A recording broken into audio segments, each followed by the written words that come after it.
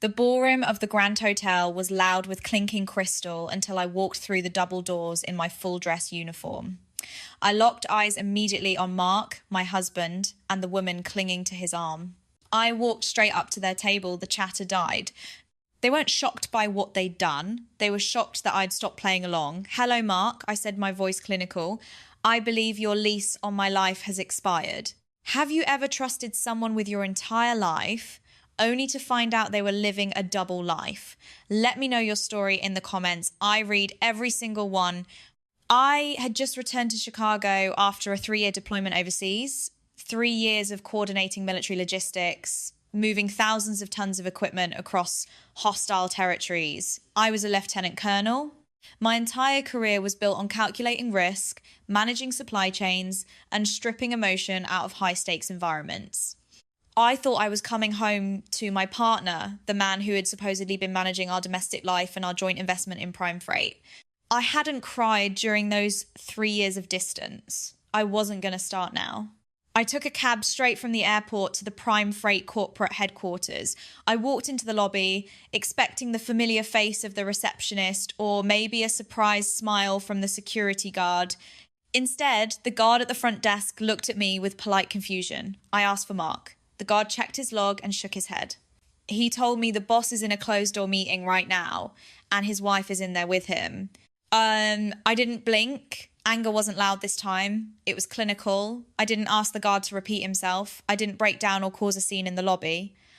I simply nodded, turned around, and walked back out the glass doors. You see, when you survive extended periods of high stress, you develop an invisible chain. It is a psychological tether that keeps you grounded when everything around you collapses. People might look at my absolute lack of panic and think I am unfeeling. But trauma and betrayal do not always look like hysteria. Sometimes they look like absolute terrifying clarity. I was experiencing the learned helplessness of a survivor, flipping into tactical mode. I did not ask why he was doing this. I did not search my soul for what I did wrong. Instead, I rubbed my eyes trying to summon regret, but there was only focus. This was no longer a marriage. This was a compromised operational environment. I walked to a coffee shop across the street, opened my laptop, and began accessing our shared digital infrastructure. I had been the silent investor in his version of a family, but now I realized it had been a subscription and I had been footing the bill. I started pulling up our corporate filings, the banking routing numbers, the basic domestic logistics I had entrusted to Mark while I was serving my country. I was systematically locking down my own mind, treating my returning life as a hostile takeover. I watched the front doors of the Prime Freight building from my window seat. I watched the employees come and go. I waited for Mark to exit. I waited to see the woman who was currently occupying my legal and domestic space. I didn't feel a shred of despair. Despair is an inefficient use of energy. I felt the cold, methodical rhythm of a military operation beginning to take shape. My husband had declared war without telling me, but he had forgotten one crucial detail. I was the one who wrote the manuals on how to win them. From my vantage point across the street, I finally saw them walk out. Mark was wearing a tailored suit I had never seen before. Clinging to his arm was a woman in her late 30s, laughing, holding a proprietary Prime Freight folder. Elena, I would learn her name soon enough. I sat perfectly still, sipping black coffee, analysing their body language. There was no sneaking around. They were walking out of the main entrance in broad daylight. She wasn't just a mistress. She was operating with the complete confidence of a legitimate spouse. I opened my logistics software and bypassed Mark's superficial security protocols to dig into the internal corporate directory. I utilized my original administrative credentials and the legacy backdoor protocols I had embedded during the company's inception, which Mark was too arrogant and tech illiterate to ever replace. What I found wasn't just infidelity, it was an administrative erasure. Mark had systematically scrubbed my name from the day-to-day operations of Prime Freight. I was the co-founder. I had provided the initial capital from my military savings to get the company off the ground. But in the employee handbooks, the internal newsletters, and the organizational charts, I was gone. Mark had weaponized my classified deployment, spreading rumors that I had suffered a traumatic brain injury and requested absolute anonymity to protect my recovery. He successfully manipulated the corporate culture into a state of forced silence regarding my existence. He had created a legal void where I simply did not exist. I accessed the internal communication logs. I read emails from Elena to the department heads. She was signing off on vendor contracts. She was authorizing payroll bonuses. She was fully acting as the co-owner of the company. I dug deeper into the human resources database and found a transcript of a company-wide town hall meeting from a year ago. In it, Mark had stood before our employees and delivered a tearful speech. He told them that his brilliant, brave wife, Sarah, had been killed in action during a classified deployment. He had actually pronounced me dead to our entire corporate roster. Elena wasn't just a scheming home wrecker. She was a victim of a meticulously constructed fraud. Mark had preyed on her, presenting himself as a grieving widower. He had brought her in to fill the operational gaps I left behind, letting her run the company under the illusion that she was honoring my legacy while building their future. He was a master manipulator, segregating the high-level financial ledgers from the daily operational software. Elena managed ensuring she remained blissfully unaware of the massive capital drain. He had legally and socially buried me while I was thousands of miles away managing supply lines. I didn't cry. I didn't ask why he could be so cruel. This wasn't revenge. It was accounting. He had removed me from the ledger, thinking the geographic distance meant I would never check the math. He assumed my military silence was ignorance. But I am a logistics expert. I track phantoms. I track missing shipments across the globe. Tracking a stolen life in Chicago was child's play. I watched them get into his luxury sedan and drive away. They looked so secure, so completely insulated by the lie Mark had spent 3 years cultivating. I closed my laptop. The preliminary reconnaissance was complete. It was time to bring in the specialists. I needed forensic legal power. I pulled out my phone and dialed a number I knew by heart. It was time to call Diane. Diane answered on the second ring.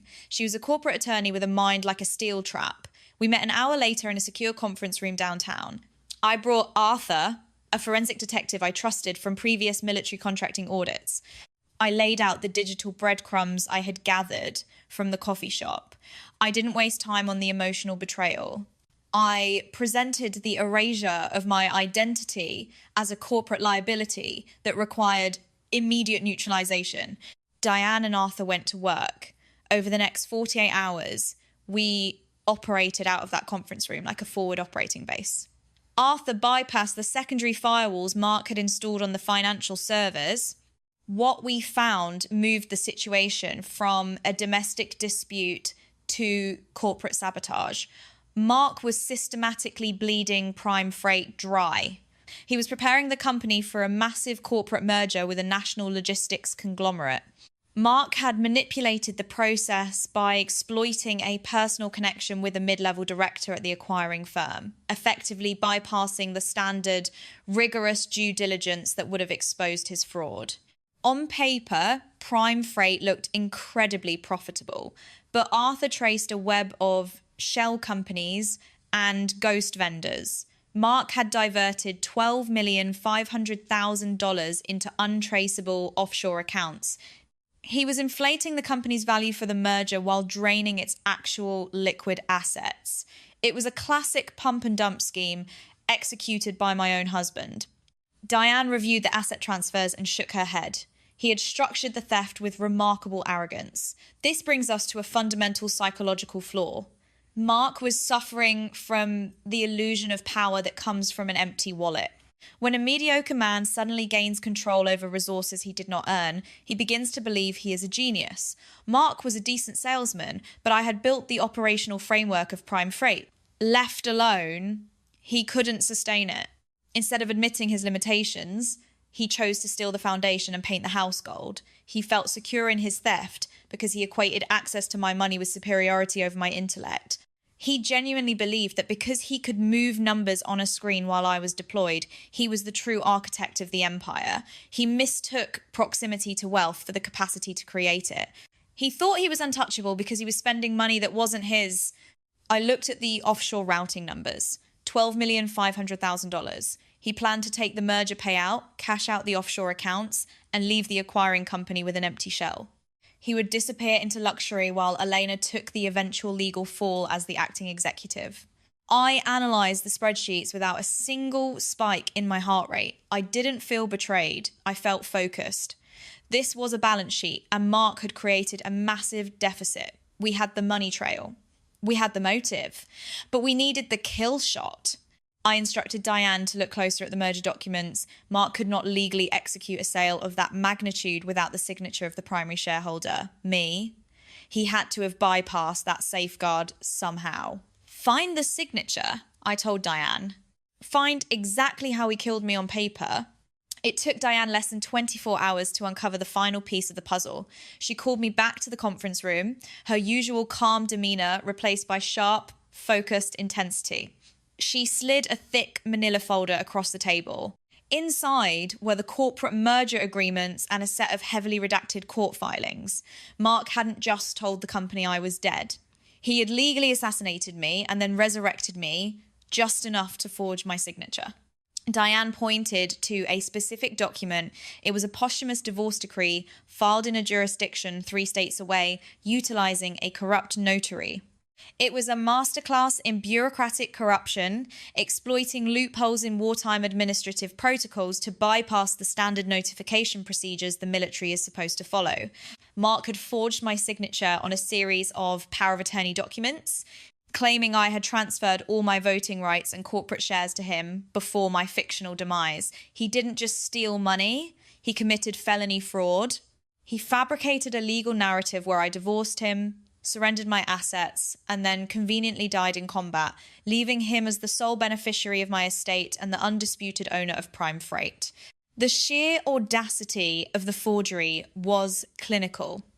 I stared at the signature. It was a decent copy, likely traced from old tax returns, but the pressure points were all wrong. I never press hard on the loops. A graphologist would tear it apart in 5 minutes. This changed the entire operational strategy. This wasn't just about reclaiming my company or divorcing a cheating husband. This was about federal prison. Mark had crossed the line from a domestic liability into a federal criminal. He had utilised my active duty military status as a shield for his embezzlement and forgery. He weaponized my service to my country to fund his illicit empire. I sat back in the leather chair. I could have contacted the authorities immediately, but standard investigations are slow and Mark had deep pockets. I needed a high-impact public audit to ensure he couldn't leverage his assets to secure bail or destroy evidence. I needed to catch him at the moment of his greatest arrogance. The silence in the room was heavy, but my mind was moving at light speed. Diane, I said, my voice steady and cold, what is the timeline for the merger celebration? They are hosting a massive gala tomorrow night to announce the expansion to the investors and the board, she replied. He had been cunning enough to schedule mandatory team-building retreats in remote locations for the few original board members who actually knew me, ensuring the room was filled only with new investors who had no baseline to compare him against. He expects to close the deal by Monday. Perfect, I said. We don't stop the gala. We let him assemble all the high-value targets in one room. We let him stand on the stage and take credit for the empire. I looked at Diane, my expression completely void of the despair a typical spouse might exhibit. They weren't shocked by what they'd done, I noted, recalling the ballroom where I had first spotted them. They will be shocked that the ghost they buried has come back to audit the ledger. I began issuing rapid-fire directives. I needed multiple hard copies of the $12,500,000 transfer logs. I needed the fraudulent death certificate and the forged divorce decree bound in professional presentation folders. Mark thought he was a mastermind because he operated in the shadows while I was overseas. He failed to understand that the shadows are exactly where I do my best work. Tomorrow night, the temporary lease on his fraudulent life would be permanently revoked. The expansion gala was held in the glass-walled atrium of the city's most expensive venue. At 11:51 at night, the room was packed with investors, board members, and industry elites. Mark was on the main stage, wearing a custom tuxedo, holding a microphone. Elena stood beside him, smiling proudly, as Mark outlined the glorious, profitable future of prime freight. I stood in the shadows near the catering entrance, out of sight. Diane and Arthur were positioned at the exits. At exactly 11:55, I bypassed the audiovisual technician and plugged Arthur's encrypted drive directly into the main projection system. Mark was mid-sentence about synergistic revenue streams when the massive screens behind him went black. A second later, the screens illuminated with a high-definition image of the forged posthumous divorce decree side by side with the offshore routing numbers detailing the $12,500,000 in stolen funds. A collective gasp rippled through the atrium. Mark turned around, his face drained of all colour. The microphone slipped from his hand, emitting a sharp squeal of feedback. That was my cue. I walked out of the shadows and stepped onto the stage. I was wearing my formal dress uniform, every crease sharp, every medal reflecting the stage lights. The silence in the room was absolute. I walked directly to the podium. "Good evening, everyone," I said, my voice echoing through the massive room. "I apologise for the interruption, but reports of my death have been highly exaggerated." I turned to Mark. He looked like a man standing on a landmine, afraid to breathe. "Sarah," he choked out, stepping back. I didn't look at him. I looked at Elena. Her proud smile had collapsed into pure, unadulterated horror. She looked at the screens, then at Mark, then at my military uniform. The illusion shattered in her eyes in real time. She realised she wasn't a partner. She was a patsy. "He told me you died in combat," Elena whispered, her voice trembling. "He used you, Elena," I stated clinically. "He used you to run the daily operations while he siphoned $12,500,000 into shell companies. You were his human shield." Mark lunged toward the console to unplug the drive, but Arthur stepped out and blocked him. "This is a misunderstanding. This is a cyber attack," Mark shouted, panic bleeding into his voice. But nobody believed him. The evidence was too pristine, too detailed. At exactly 12:03 in the morning, the heavy wooden doors of the atrium swung open. Diane walked in, flanked by 4 federal agents and 2 local police officers. The pacing was relentless. Conflict at 11:51, retaliation complete by 12:03. The agents bypassed the crowd and walked straight up the stage stairs. Given the irrefutable evidence of federal wire fraud and the threat of offshore asset flight, the specialised federal task force had been prepared to act the moment we triggered the audit. Mark didn't try to run. There was nowhere to go. Elena stepped away from him, her face twisted with disgust, entirely turning her back on the man who had manipulated her life. The agents placed Mark in handcuffs, citing federal fraud and embezzlement. His empire collapsed, instantly dismantled precisely before the very board he had tried to impress. Mark's arraignment took less than an hour the following morning. He was denied bail due to the sheer volume of the offshore flight risks and the magnitude of the federal fraud charges. He went from a luxury penthouse to a federal holding cell, stripped of his custom suits and his fabricated authority. I did not visit him. I did not seek a tearful apology. I simply assumed direct operational control of Prime Freight by noon. I walked into the executive suite, systematically removed his belongings, and sat behind the desk I had originally paid for. I immediately implemented military-grade logistics protocols across the entire company network. I streamlined the sluggish supply chains, terminated the bloated contracts, and purged the ghost vendors Mark had utilised to bleed the company. The board of directors, terrified of the public scandal, but desperate for financial stability, backed my total corporate takeover without a single objection. Elena cooperated fully with the federal investigators, turning over every encrypted password and proprietary file Mark had given her. She was a casualty of his arrogance, and I made sure Diane protected her from the severe legal fallout. My life quickly resumed its rhythm, cold, precise, and entirely my own.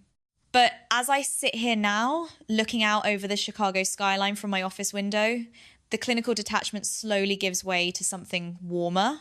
I look at the sprawling logistics empire I reclaimed, and I think about the people who are watching this, the people who know what it truly feels like to be erased by someone they trusted. I've come to realise that toxic people rely entirely on the silence of their victims to sustain their lies. They build their fraudulent empires on the absolute assumption that you will be too polite, too deeply hurt, or too ashamed to correct the ledger.